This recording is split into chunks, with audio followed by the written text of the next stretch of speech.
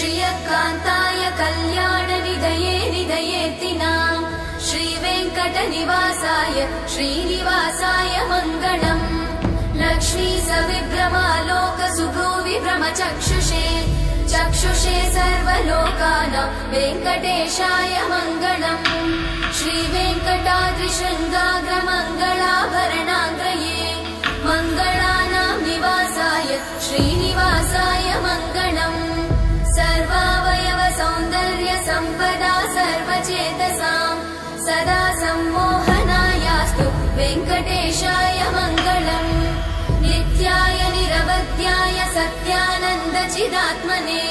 सर्वान्तरात्मने श्रीमद् वेङ्कटेशाय मङ्गलम् स्वतः सर्वविदे सर्वशक्तये सर्वशेषिने सुलभाय सुशीलाय वेङ्कटेशाय मङ्गलम्।